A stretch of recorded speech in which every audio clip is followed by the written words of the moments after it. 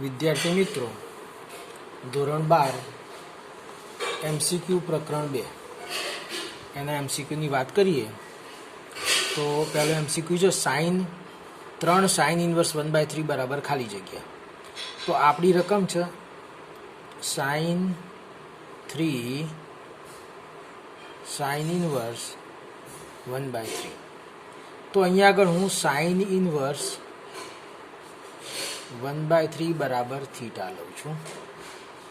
માટે sine theta બરાબર 1/3 થશે. આ આપણી એક કિંમત છે જેનો આપણે આગળ ઉપયોગ કરીશું. સાઇન થીટા બરાબર 1/3. હવે આપણે લઈએ સાઇન 3 સાઇન ઇન્વર્સ 1/3 બરાબર થીટા લીધું એટલે સાઇન 3 થીટા. તો 3 sine theta -4 sign cube theta. 3 ગુણ્યા સાઇન થીટા. સાઇન થીટાની કિંમત આપણને આપેલી છે 1/3 -4 ગુણ્યા સાઇન ક્યુબ થીટા 1/3 નો ક્યુબ. હવે અહીંયા આગળ 3 અને 3 ઉડી જશે તો રહેશે શું? તો કે 1. 4 ગુણ્યા 1 નો ઘન 1 અને 3 નો ઘન 3 તરી 9 તરી 27. એટલે 1 ઓછા 4/27. 27 લસા લઉં તો 27 એકા 27 ઓછા 4. 27 માંથી 4 જાય તો 23/27. આ જવાબ થશે 23/27. એટલે એ ઓપ્શન સાચો થશે. આ તો આપણો પહેલો દાખલો, દાખલા નંબર 1. હવે આપણે બીજા દાખલા વિશે વાત કરીએ.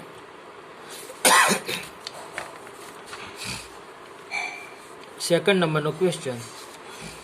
એમાં આપણને આપ્યું છે x બિલોંગ્સ ટુ -1 થી 1 માટે સાઇન ઇન્વર્સ x બરાબર π/7. તો આપણે કોસ ઇન્વર્સ x શોધવાનું છે. આપણે એક સૂત્રનો ઉપયોગ કરીશું કે ભાઈ સાઇન ઇન્વર્સ x વત્તા cos inverse x is equal to π/2. Sine inverse x વત્તા કોસ ઇન્વર્સ x બરાબર π/2. આની અંદર સાઇન ઇન્વર્સ એક્સની કિંમત જો આપણે મૂકી દઈએ, સાઇન ઇન્વર્સ એક્સની કિંમત π/7 મૂકી દીધી, plus cos inverse x is equal to π/2. માટે કોસ ઇન્વર્સ એક્સ બરાબર π/2 માઇનસ π/7. માટે કોસ ઇન્વર્સ એક્સ બરાબર, અહીંયા એલસીએમ થશે 14, લસા 7 એકા 7 પાઈ -2 એકા 2 પાઈ. માટે કોસ ઇન્વર્સ એક્સ 7 પાઈમાંથી 2 પાઈ જાય તો 5 પાઈ/14. આ આપણો જવાબ થશે. અહીંયા આગળ બી ઓપ્શન સાચો થશે. આ હતો આપણો દાખલા નંબર 2. હવે આપણે દાખલા નંબર 3 વિશે વાત કરીએ. ત્રીજા દાખલામાં આપ્યું છે sec² tan ઇન્વર્સ 2. આપણી રકમ છે, પહેલાં લખું છું sec²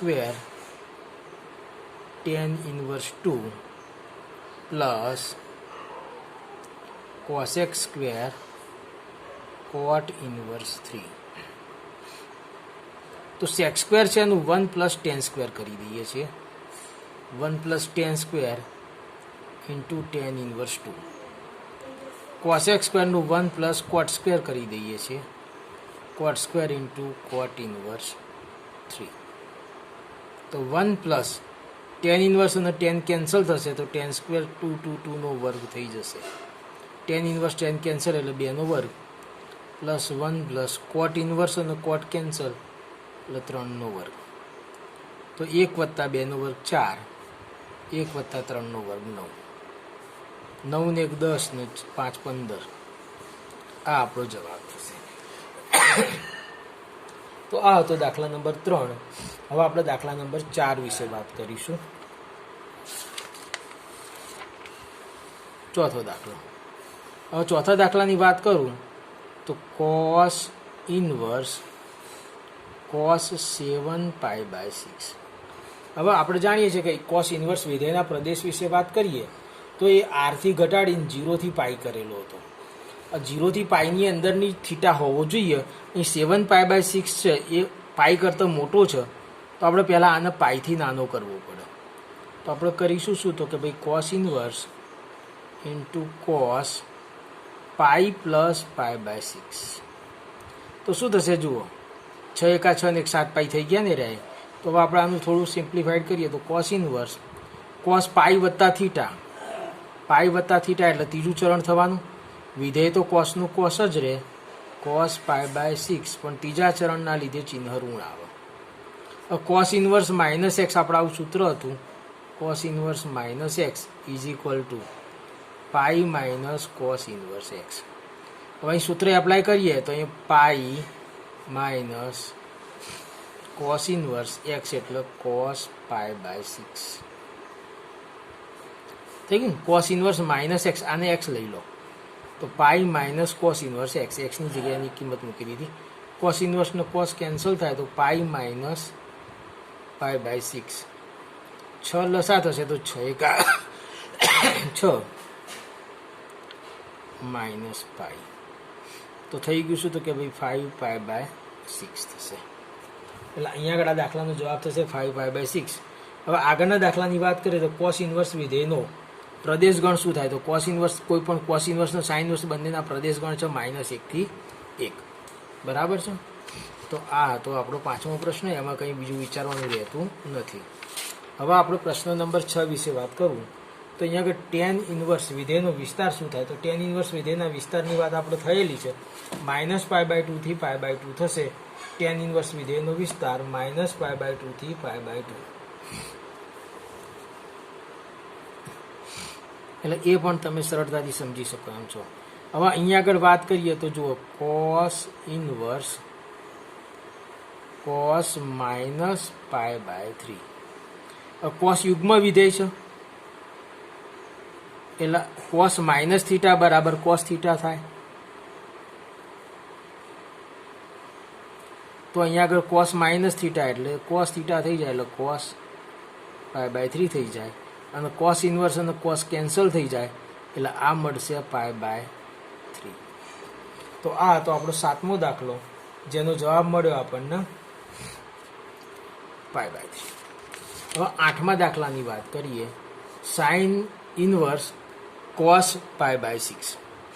હવે જુઓ, સાઇન ઇન્વર્સ, હવે જે કોસ છે π/6 એને તમે સાઇનમાં ફેરવો તો પણ ચાલે, અથવા આની કિંમત મૂકી અને ટેબલમાં જુઓ તો પણ ચાલે. દાખલા તરીકે કોસ π/6 ની કિંમત કેટલી થવાની આપણે અહીં આગળ જોઈએ, મૂકીએ તો સાઇન ઇન્વર્સ કોસ π/6 તો √3/2. સાઇન ઇન્વર્સ √3/2 કરો એટલે π/3 થાય. તમે આમ કરી શકો છો. આમ ના કરવું હોય તો તમે અથવા દાખલા તરીકે અહીં સાઇન ઇન્વર્સ, કોઈ વિદ્યાર્થી જે કોસના સાઇનમાં ફેરવો છે તો સાઇન π/2 માઇનસ π/6. સાઇન ઇન્વર્સનો સાઇન કેન્સલ થઈ જાય તો π/2 માઇનસ π/6. 6 લસા થાય તો 3π માઇનસ પાઈ, તો 2π/6, 2 તરી 6. આ પ્રમાણે પણ તમે વિચારી શકશો.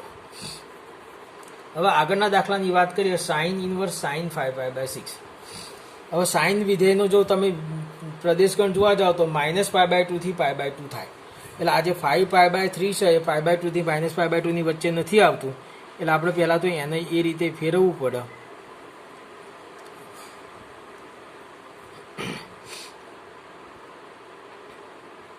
ત્રણ દુ 6, 6 માંથી 1 બાદ થાય એટલે થઈ જાય તો 6π - π એટલે થઈ ગયું. ચલો હવે અહીંયા આગળ વાત કરીએ, સાઇન ઇન્વર્સ સાઇન 2π - θ, 2π - θ એટલે ચોથું ચરણ આવે એટલે માઇનસ થઈ જશે. સાઇન માઇનસ તો માઇનસ થઈ જશે કારણ કે અયુગ્મ વિધેય થાય. સાઇન ઇન્વર્સ -x તો minus sine inverse sine x એટલે જે હોય તે, ઇન્વર્સનો સાઇન કેન્સલ તો -π/3. તો આ તો આપણો 9મો દાખલો. તમને સરળતાથી ખ્યાલ આવી જાય એવો જ હતો. 10મા દાખલાની વાત કરીએ. 10મો દાખલો જે છે તમે જુઓ, cos inverse -1/5 plus sine inverse -1/5. હવે જુઓ cos ઇન્વર્સ વત્તા સાઇન ઇન્વર્સ એનું સૂત્ર છે cos ઇન્વર્સ x વત્તા સાઇન ઇન્વર્સ x બરાબર π/2. બરાબર છે. એટલે અહીંયા cos ઇન્વર્સ જુઓ x બેયનો સરખો છે, તો cos ઇન્વર્સ x વત્તા સાઇન ઇન્વર્સ x બરાબર π/2. તો cos π/2 એટલે એની કિંમત થશે 0. એટલે અહીંયા આગળ 0 જવાબ થશે. હવે અહીંયા આગળ આ દાખલાની અંદર વાત કરીએ તો cos ઇન્વર્સ √3/2 પ્લસ આ સાઇન ઇન્વર્સ 2 વખત છે, એટલે એક સાઇન ઇન્વર્સ √3/2 લઈ લઉં છું અને બીજું જોડે લઈ લઉં છું. આ બંનેને ભેગા કરું તો cos ઇન્વર્સ x વત્તા સાઇન ઇન્વર્સ x એટલે π/2. સાઇન ઇન્વર્સ √3/2 ની કિંમત કેટલી થાય તો કે π/3. તો 6 લસા 3π વત્તા 2π, 3 ને 2 કેટલા થવાના તો કે 5π/6. આ આપણો જવાબ થશે. એટલે અહીંયા આગળ આ દાખલાનો જવાબ જોવા જઈએ તો 5π/6 જવાબ આવશે. 11મો દાખલો તમને ખ્યાલ આવી ગયો હશે. હવે 12મા દાખલા વિશે વાત કરું છું. Sine inverse sine 7π/6. હવે સાઇન ઇન્વર્સના વિધેયની વાત કરીએ તો આપણને ખબર છે કે -π/2 થી π/2 ની વચ્ચે લાવવાનું છે. તો કરીશું શું, તો સાઇન ઇન્વર્સ સાઇન π વત્તા π/6. તો શું થશે કે sine inverse minus sine π/6. Sine pi વત્તા એટલે પાઈ છે એટલે વિધેય તો એનું એ રહે એટલે સાઇન જ રહે, અને ત્રીજા ચરણમાં માઇનસ થશે એટલે માઇનસ સાઇન π/6. હવે અહીંયા આગળ સાઇન ઇન્વર્સ -x એટલે minus sine inverse sine π/6. Sine ઇન્વર્સનો સાઇન પ્રતિવિધેય છે એટલે માઇનસ π/6 થશે. આ હતો આપણો દાખલો નંબર 12. હવે દાખલા નંબર 13 વિશે વાત કરું છું. 13મો દાખલો જરા જુઓ. સાઇન π/3 માઇનસ સાઇન ઇન્વર્સ -1/2 આવું આપીશું. સાઇન ઇન્વર્સ -x હોય તો માઇનસ સાઇન ઇન્વર્સ x થઈ જાય. આ સૂત્ર આપણે આગળ પણ વાત થઈ હતી. આ સૂત્ર અહીં એપ્લાય કરીએ તો સાઇન π/3 આ -12 આવી જશે તો માઇનસ માઇનસ પ્લસ થઈ જશે. Sine inverse 1/2 is equal to sine π/3 sine inverse 1/2 એટલે એ થઈ જશે π/6. π/3 વત્તા π/6 કરો તો એ π/2 થાય. π/3 વત્તા π/6 કરો એટલે π/2 થાય, અને સાઇન π/2 ની જો તમે કિંમત જોવા જાઓ તો એ 1 મળશે. એટલે અહીં આગળ દાખલો આ રીતે તમે વિચારી શકો છો. હવે આગળના દાખલા વિશે વાત કરું તો sine cos inverse 4/5. Sine cos inverse 4/5. હવે અહીંયા આગળ જોઈએ તો સાઇન આ cos ઇન્વર્સનું સાઇન ઇન્વર્સમાં ફેરવું છું. તો જુઓ cos ઇન્વર્સનો સાઇન ઇન્વર્સમાં ફેરવવું હોય તો શું થશે, તો sine inverse √1 - x² upon x.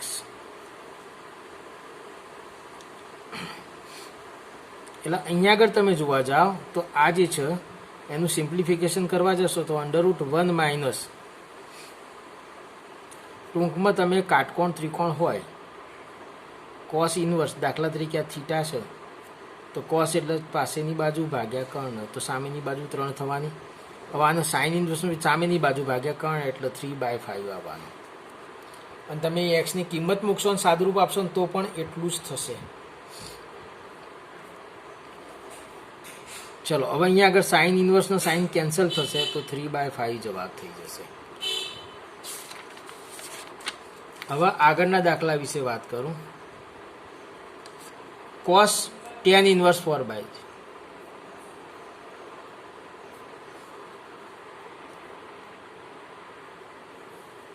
Cos into tan inverse 4/3. Tan ઇનવર્સમાં તમે કોસ ઇનવર્સમાં ફેરવશો તો તમે જુઓ, સમજી લો આ એક થીટા. ટેન એટલે સામેની બાજુ ભાગ્યા પાસેની બાજુ, કર્ણ 5 આવવાનો. તો કોસ ઇનવર્સ એટલે પાસેની બાજુ ભાગ્યા કર્ણ એટલે 3/5. કોસ ઇનવર્સનો કોસ કેન્સલ, 3/5 જવાબ થઈ જશે. ફાવશે? હવે આપણે દાખલા નંબર 16 વિશે વાત કરીએ. 16મો દાખલો સારો દાખલો છે. એની અંદર હું વાત કરું તો આ પ્રમાણે બે સૂત્રો વિચારીએ છીએ. Sine inverse x plus sine inverse y બરાબર 2π/3 હોય તો cos inverse x plus cos inverse y બરાબર ખાલી જગ્યા આવી રકમ છે. હું અહીં આગળ સૂત્ર વાપરું છું sine inverse x plus cos inverse x plus sine inverse y plus cos inverse y. આ બેનો સરવાળો π/2 અને આ બેનો સરવાળો π/2 એટલે π/2 પ્લસ π/2. હવે હું આ સાઇન ઇનવર્સ એક્સ અને સાઇન ઇનવર્સ વાયને જોડે લઈ લઉં છું.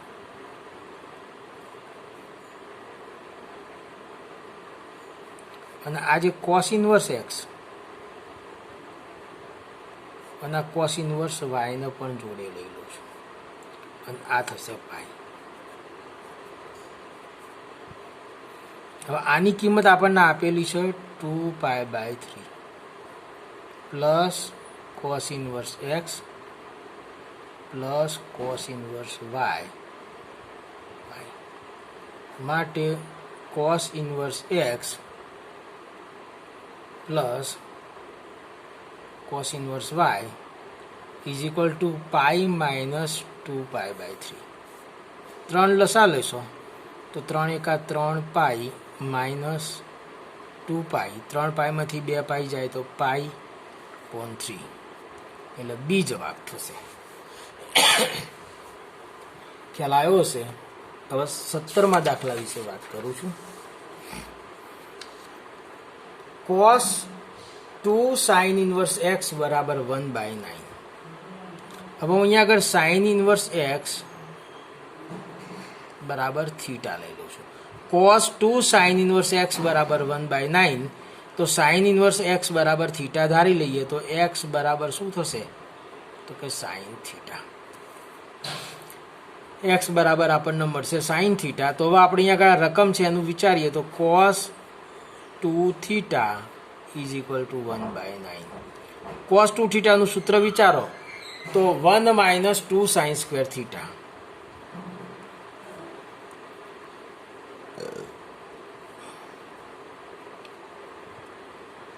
વન માઇનસ 2 સાઇન થીટા બરાબર તો એક્સ છે એટલે 1 માઇનસ 2x સ્ક્વેર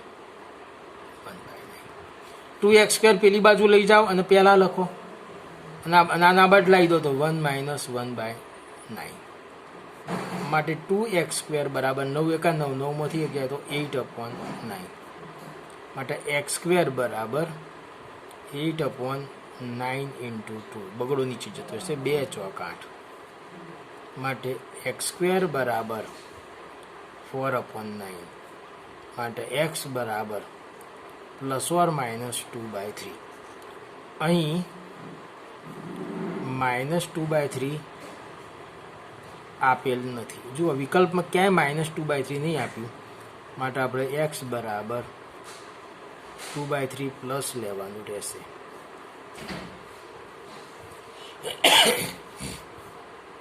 તો 17મો દાખલો.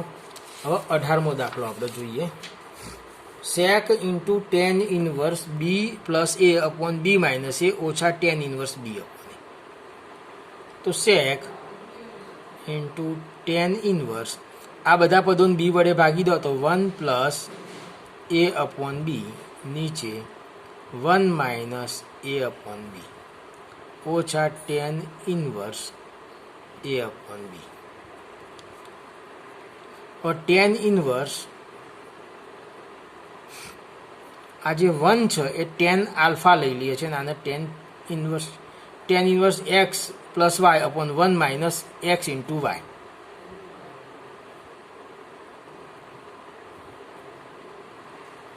આ રીતના હું ગુણાકારમાં ગોઠવું છું.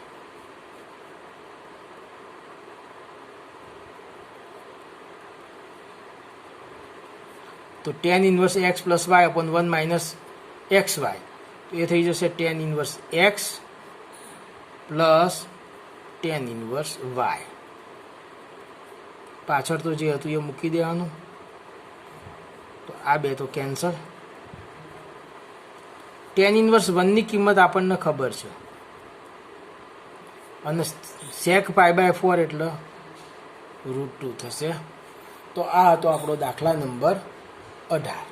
તો આ 18 MCQ તમે જોઈ લેજો. આવી જ રીતના બીજા MCQ જાતે પ્રેક્ટિસ કરવી હોય તો તમે કરી શકશો. આ ચેપ્ટરના MCQ પૂરા કર્યા છે આપણે. હવે આવતા તાસની અંદર આના પછીના ચેપ્ટરના આપણે MCQ જોઈશું.